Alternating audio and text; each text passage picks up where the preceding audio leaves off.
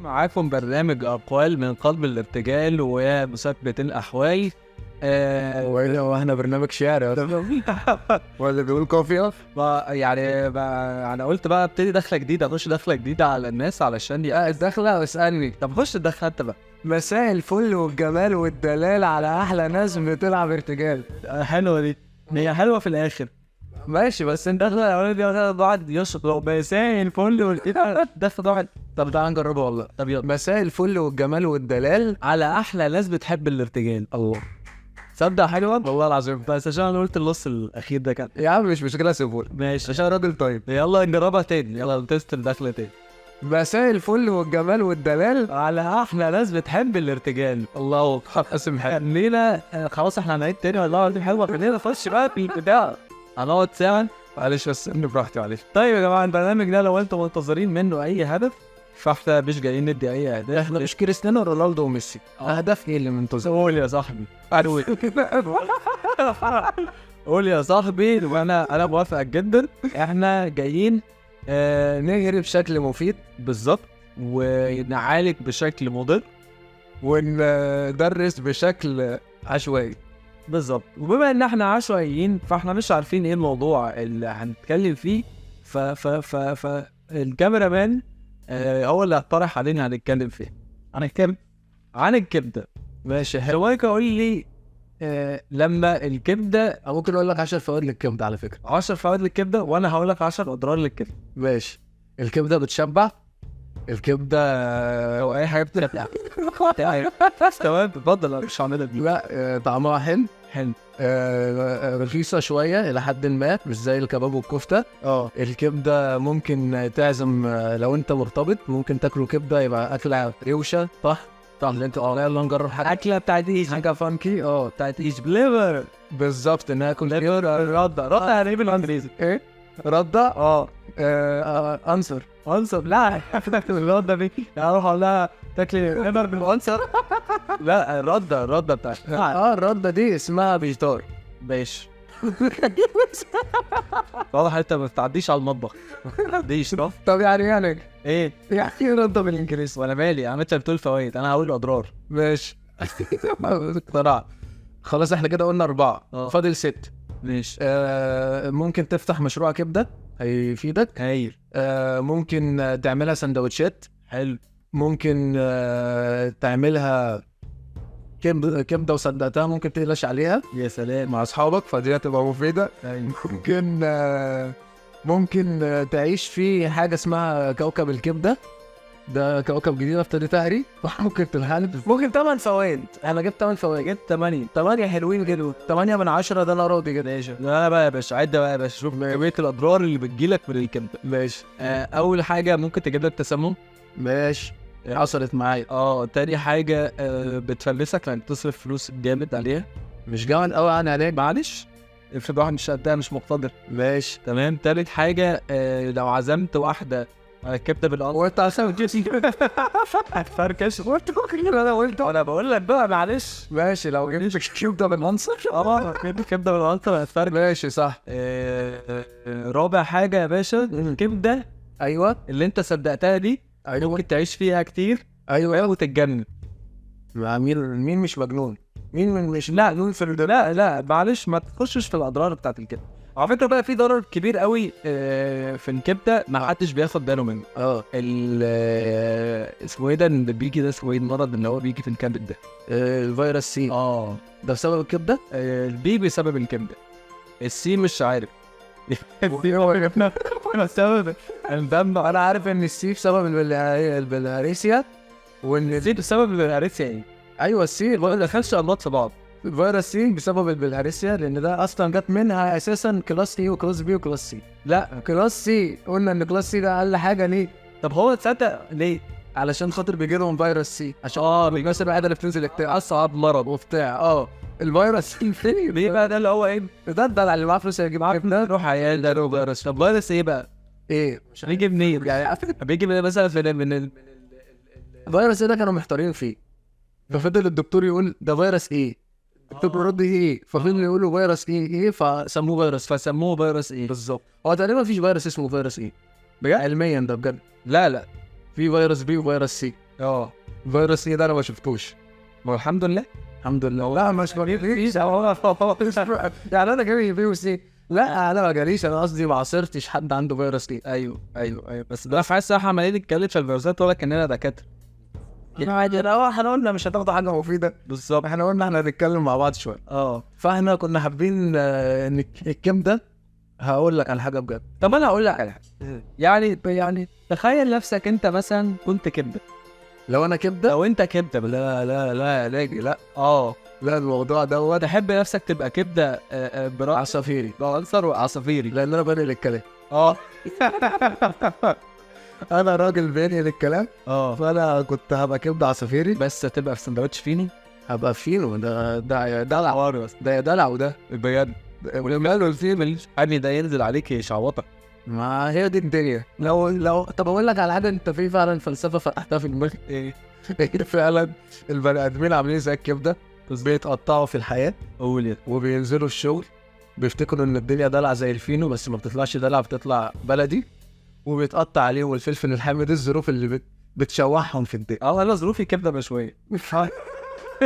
ظروفي في الشغل بجد بنلسع على الجريل.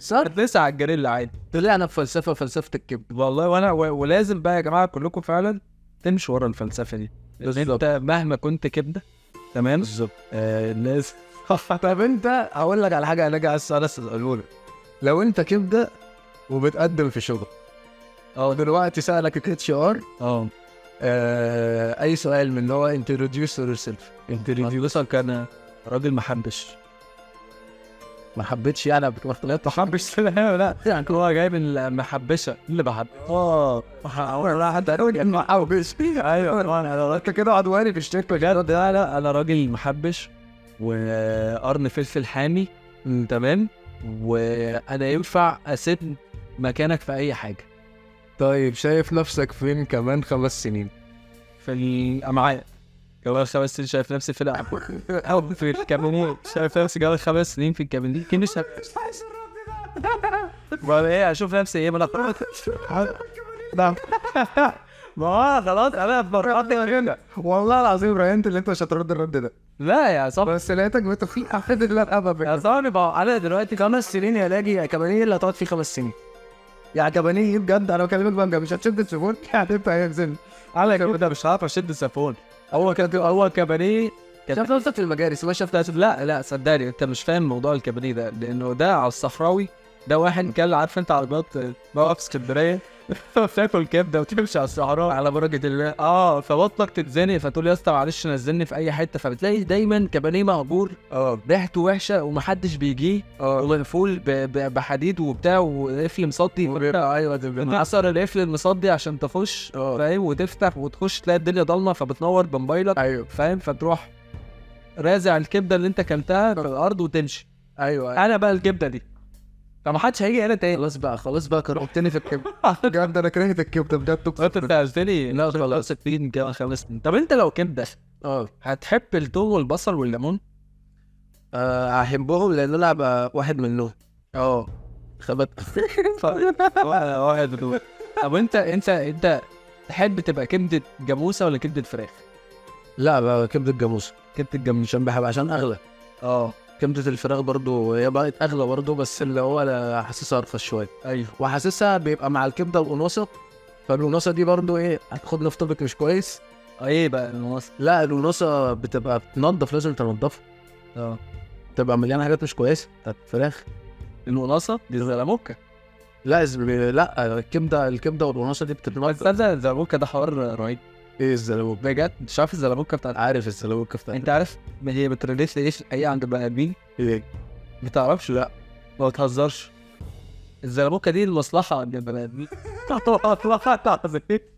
انت متخيل ان احنا كبني ادمين بناكل المصلحه بتاعت الفراخ؟ بجد والله. وبتبقى مسكره فشخ يعني حتى دي ما عطيناهاش في الفراخ. بتبقى جوايكه مش طبيعيه بجد والله. يعني تخيل بقى احنا بقى على العربيه الزلموكه. اقول على العربيه الزلموكه انا كده ابقى راكب مصلحه الفرخه. لا ليه اسمها كده اصلا العربيه الزلموكه؟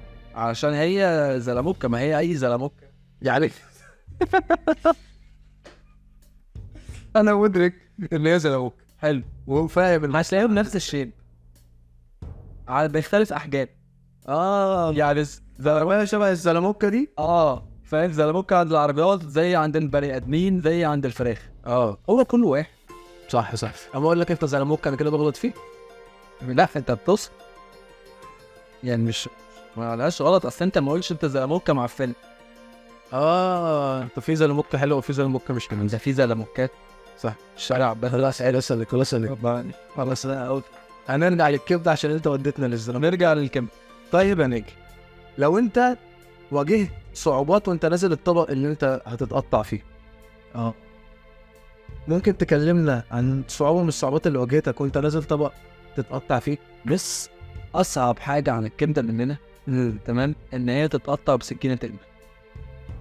بجد دي حاجه بجد احساس ربنا مكتوب على اي كبده. دي حاجه لا وبعدين ايه يعني لو الجاموسه داعيه عليك، ايوه فاهم حاجه، تقف في ايد واحده ما بتعرفش تطبخ كبده او بتاع. لا موضوع بشع. طيب انت واجهت حاجه شبه كده قبل كده؟